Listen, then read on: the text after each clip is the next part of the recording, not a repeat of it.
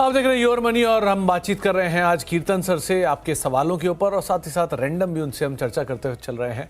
आज बातचीत अब अगले दर्शक जो हमारे साथ बातचीत करने के लिए मौजूद हैं वो हैं मिलन मोरे सर, जो कि पुणे से बातचीत करने के लिए मौजूद हैं।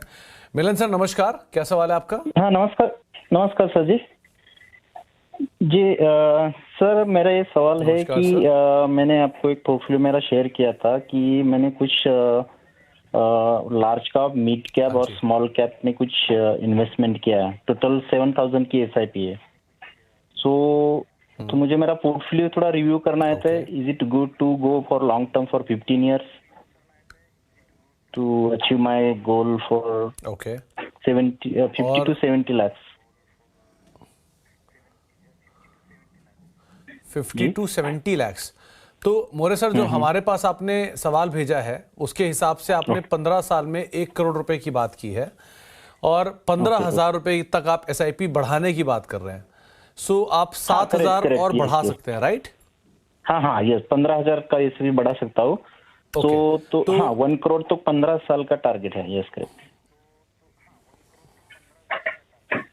चलिए, तो आप लक्ष्य को याद रखिएगा, आगे भूलिएगा नहीं, क्योंकि आप 1 करोड़ हासिल कर सकते हैं। ऐसा कोई कोई मुश्किल लक्ष्य नहीं है। कीर्तन सर, इन्होंने जो लक्ष्य हमें भेजाया है करीब करीब 1 करोड़ रुपए ये लक्ष्य साध कर चल रहे हैं। अभी इनकी एसआईपी 7,000 रुपये की है। ये 7,000 रुपये और बढ़ाना चाह रहे हैं और इनकी एज 41 साल है, तो ये 15 साल का और स्कोप लेकर चल रहे हैं। फंड्स इन्होंने भेजे हैं और ये खुद भी कह रहे हैं कि इनके पास ब्लू चिप फंड्स भी हैं, इनके पास स्मॉल कैप फंड्स भी हैं, फ्लेक्सी कैप फंड्स भी हैं, large and mid cap funds भी हैं, इंडेक्स फंड्स भी हैं। लेकिन ज़्यादा जो इनका एक्सपोजर है तो लार्ज में है या स्मॉल में है, मिड में एक्सपोजर थोड़ा सा कम है। सो आप क्या राय रखते हो, क्या करना चाहिए ना?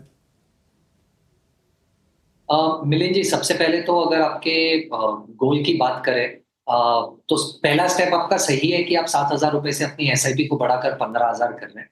पर अगर आपको 15 साल में 1 करोड़ रुपए का लक्ष्य हासिल करना है तो आपको एसआईपी को बढ़ाकर 21,000 तक लेके जाना पड़ेगा। शायद पॉसिबल ना हो, अगर आप एक साथ 7,000 से 21,000 कर सके तो कोई प्रॉब्लम नहीं है।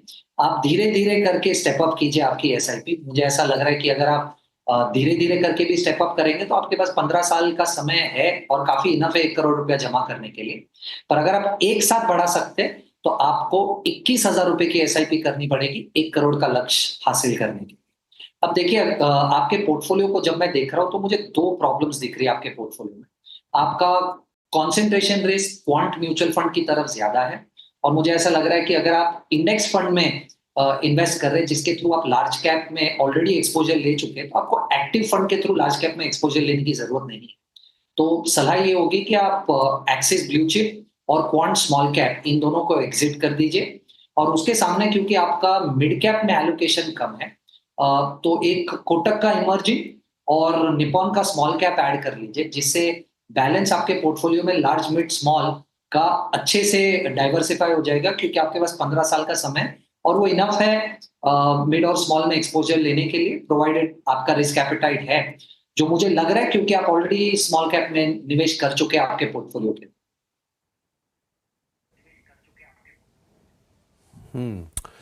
तो थोड़े से बदलाव और थोड़ा सा जो ओवर कंसंट्रेशन है उसको थोड़ा कम करिए। आप अपनी एसआईपी को बढ़ाएं, लेकिन थोड़ी और बढ़ा सकते हैं। तो उसके लिए बेहतर रणनीति है कि आप slowly and steadily step up करते रहिए। जितने तक स्टेप अप हो जाए उतना आपके लिए बेहतर और आप इजीली अपने गोल को भी अचीव करते हुए दिखाई पड़ेंगे। अब खोदीदास नगर से बातचीत करने के लिए गुजरात में हमारे साथ कांति भाई मौजूद हैं। कांति भाई नमस्कार। जी नमस्कार। क्या सवाल है आपका? जी सर, मेरे पास एचडीएफसी डिफेंस फंड के क्या सवाल है? जी म्यूचुअल फंड के बारे में जानकारी चाहिए सर। तो मेरे पास एचडीएफसी डिफेंस फंड का एक मंथली प्लान है, 1,000 रुपया एसआईपी में। मैंने आपको अपना पोर्टफोलियो शेयर किया है सर।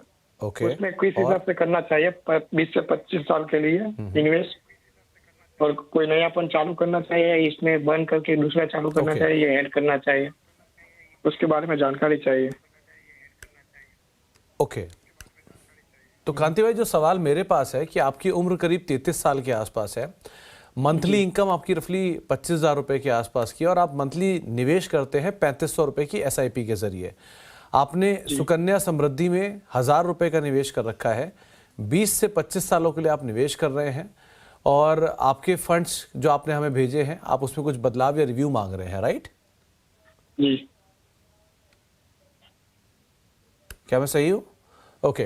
जी तो कीर्तन सर, इन्होंने निवेश शुरुआत किया है रिसेंटली शायद, और अच्छी चीज़ क्या है कि ये SIP स्लोली एंड स्टेडली कर रहे हैं, लेकिन इनके पास ड्यूरेशन है और इस सुकन्या समृद्धि में भी करीब 1000 रुपए के आसपास का निवेश कर रहे हैं।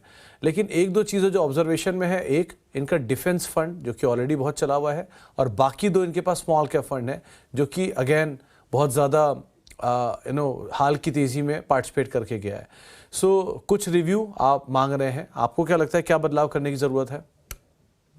आई थिंक कांति भाई, दो चीज हाईलाइट करूंगा यहाँ पर। आपने निफ्टी इंडेक्स फंड में एक्सपोजर ले रखा है और आपके पास स्मॉल कैप्स में एक्सपोजर है, आपके पास मिड कैप में एक्सपोजर नहीं है।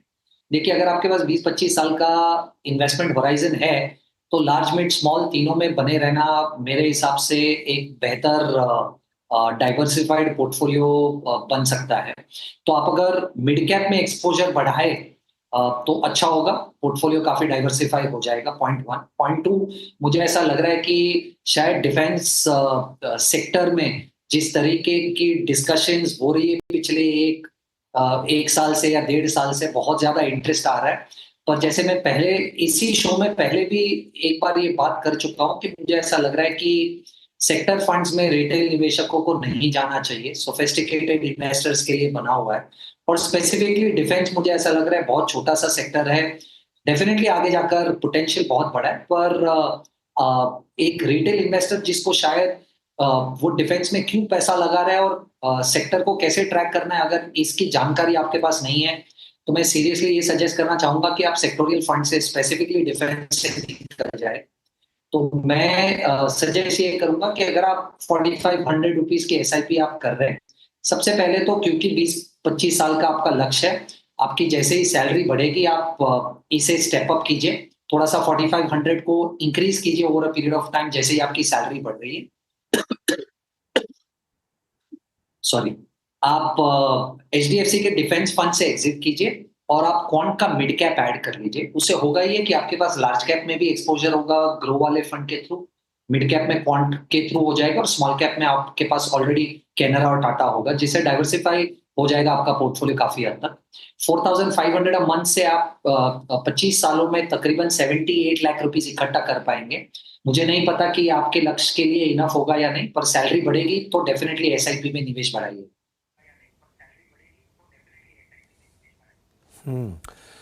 तो थोड़ा सा बदलाव, डिफेंस फंड से निकलने की राय कांति भाई आपको दी गई है, थोड़ा स्टेप अप करने की ज़रूरत है और एक मिड कैप फंड में एक्सपोजर लाइए, ये आपको राय कीर्तन दे रहे हैं। कीर्तन, जाने से पहले टॉप 4 फंड्स। सुमित जी, मेरी पॉलिसी बड़ी सिंपल रही है कि आप लार्ज मिड स्मॉल तीनों में निवेश कीजिए। तो ICICI value discovery, quant mid cap, Nippon small cap और PPFAS फ्लेक्सी कैप, मुझे ऐसा लग रहा है ये 4 फंड्स में अगर आप एक्सपोजर लेंगे तो लार्ज मिड स्मॉल, थोड़ा सा ग्लोबल डाइवर्सिफिकेशन और वैल्यू ग्रोथ और मोमेंटम, तीनों स्ट्रैटेजीज में आपकी डाइवर्सिफिकेशन।